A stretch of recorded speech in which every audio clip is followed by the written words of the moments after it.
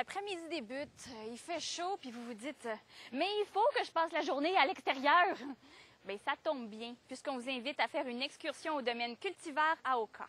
Un lieu qui a à la fois un verger, une savonnerie, une petite ferme et une galerie d'art. Puis tout ça, c'est gratuit. Amenez votre lunch, car notre chroniqueuse Catherine nous attend pour explorer ce lieu multidisciplinaire.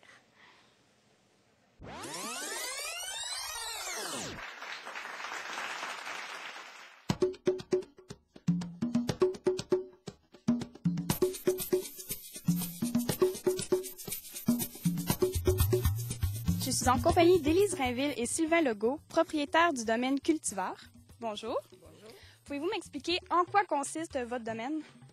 En fait, le domaine consiste en un lieu de paix, premièrement, la nature, les animaux, les pommes, l'activité principale, entre autres, c'est la cueillette de pommes, l'auto-cueillette de pommes. Nous avons aussi le resto, le bistrot loquoise, et la galerie d'art, ainsi que la savonnerie Noah-Zeden. Je vois que vous avez un magnifique verger. Est-ce que vous recevez des groupes? Oui, à tous les jours, en fait, durant la semaine, on a beaucoup d'écoles, entre 200 et 600 enfants par jour qui viennent à la cueillette de pommes. Et les fins de semaine, c'est surtout réservé pour les familles. En fait, Élise et moi, on était à la recherche d'un lieu où on pouvait mettre en pratique nos connaissances. Moi, avec mon côté alimentaire, et Élise, avec ses connaissances agricoles, on a tout de suite pensé à un verger. Les fins de semaine, on a des repas complets. On fait nos soupes maison, on fait nos sandwichs panini, on fait nos tartes, nos croustades, nos chaussons. Tout ça, on fait notre jus de pomme. Donc, les gens peuvent venir en famille, ils peuvent emmener leur pique-nique, ils peuvent venir passer toute la journée. Il y a des gens qui arrivent le matin à 9 h et ils repartent à 5 h. Ils ont passé la journée à faire des pique-niques avec les enfants, s'occuper des animaux, nourrir les animaux, aller longtemps dans le verger, chercher leurs pommes, aller à la galerie d'art, aller à la savonnerie, étant donné que c'est une nouveauté cette année qu'on a. Donc, il y a de l'activité pour la journée au complet sur le verger et non pas juste venir aux pommes. C'est une activité à long terme quand on vient ici. C'est une journée complète. Est-ce que la galerie d'art est ouverte toute l'année ou juste durant le temps des pommes? Normalement, elle était ouverte seulement dans le temps des pommes, mais exceptionnellement, cette année, elle est ouverte depuis le mois de juillet. Et c'est un beau succès. Donc, on s'est dit que l'année prochaine, on reprendrait aussi à partir du mois de juillet et tout l'été, on va être ouverte aussi l'année prochaine, la galerie d'art, la savonnerie.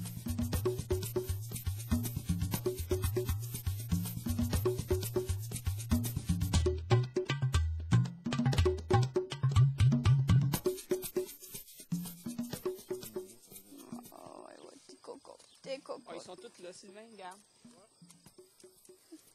Alors, c'est Yoda, Belaise, puis Fancy. Fancy.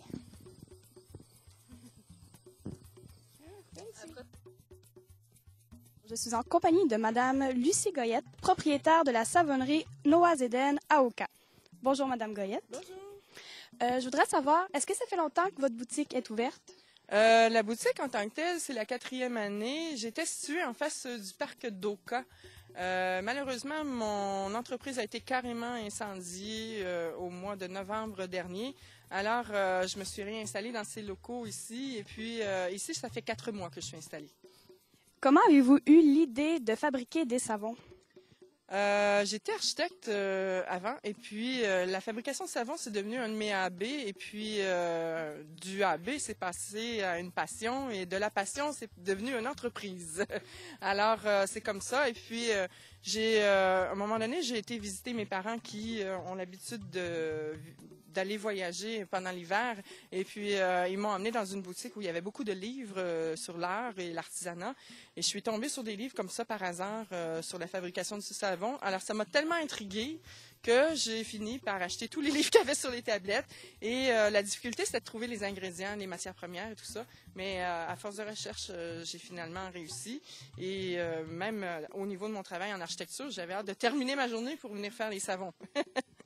D'où vient le nom Noah-Zeden? En fait, c'est une drôle d'histoire. Il y a un soir où je cherchais désespérément un nom et puis j'arrivais pas à trouver. Alors je me suis dit la nuit porte conseil, je vais aller me coucher. Et avant d'ouvrir les yeux le lendemain matin, j'ai vu ça Noah. Et j'ai donc pris ça en pensant que ce serait une belle prémonition, enfin quelque chose j'ai pris ça un peu comme un cadeau qu'on m'offrait. Et un jour, je suis allée dans une exposition et il y a un monsieur qui m'a demandé si je parlais hébreu. J'ai dit non, vous me posez une drôle de question. Pourquoi? Ben, il m'a dit, vous savez, Madame Noah, apparemment que ça voudrait dire bonne senteur en hébreu. Alors, je ne sais pas si c'est vrai, mais disons que je l'ai pris pour acquis et puis je suis bien contente d'avoir choisi ce nom-là. Ça tombait bien. Oui, ça tombait bien. C'est le paradis des bonnes senteurs. Quels produits utilisez-vous pour fabriquer vos savons? Dans la fabrication du savon, on a besoin d'abord et avant tout de corps gras. Alors, les corps gras que j'utilise, moi, ce sont tous des huiles végétales, les mêmes que vous pourriez utiliser en cuisson. De l'huile d'olive, de l'huile de coco, de l'huile de palme, de l'huile de tournesol. Il y a de l'huile de pépins de raisin aussi que j'utilise, de l'huile d'amande douce. Il y a du beurre de karité, du beurre de cacao. Alors, je fais différents amalgames de mélange comme ça et ça modifie la texture du savon. Ça modifie aussi ses propriétés. Il y a des gens qui ont les peaux plus sensibles. Avec du beurre de karité, du beurre de cacao, c'est très, très doux pour la peau. L'huile d'amande douce aussi. L'huile de pépins de raisin, c'est excellent pour les soins du visage. Alors, dépendamment du type de savon que je veux fabriquer, je change un peu la composition des savons. Puis, est-ce qu'il existe une technique spéciale pour fabriquer un savon? Oui, en fait, la fabrication du savon, c'est assez complexe. C'est issu de calculs mathématiques, c'est de la chimie. Et chacune des huiles qu'on utilise doit être pesée avec soin. Chacune de ces quantités-là va influencer une quantité de sel alcaline dont on a besoin pour engendrer une réaction chimique. Alors, on doit calculer la quantité d'huile d'olive et par rapport à la quantité d'huile d'olive qu'on a pris, on doit calculer le sel alcaline dont on a besoin pour engendrer la réaction chimique pour l'huile d'olive. Même chose pour l'huile de coco, même chose pour l'huile de palme. Ils n'ont pas tous le même taux de saponification. Alors, au bout de la ligne, on additionne, on a notre total de sel alcaline dont on a besoin pour l'ensemble de la recette. Et après ça, ce total de sel alcalin-là, on doit calculer à partir de ça la quantité d'eau dont on a besoin pour le mélanger avec le sel. Alors, c'est une chaîne de calcul. Comme ça, ici, on se trompe. Évidemment, on se trompe dans toute la recette. Est-ce qu'on peut fabriquer nos propres savons à la savonnerie? Effectivement, c'est une nouvelle activité depuis que j'ai déménagé dans les locaux. J'ai des locaux plus spacieux ici. Alors, j'offre la possibilité aux gens de fabriquer les savons à base de glycérine et non pas à base d'huile comme ceux que je viens de vous expliquer tout à l'heure. Ceux à base d'huile, c'est un peu complexe. Il faut avoir des connaissances scientifiques. Par contre, les savons à la glycérine, il y a une possibilité de les fabriquer ici. Il y a un buffet. Dans notre buffet, au lieu d'avoir de la nourriture, on a effectivement des ingrédients à votre disponibilité pour mettre dans vos savons. Et puis, les gens choisissent leur fragrance, leur colorant, les ingrédients qui vont composer leur savon.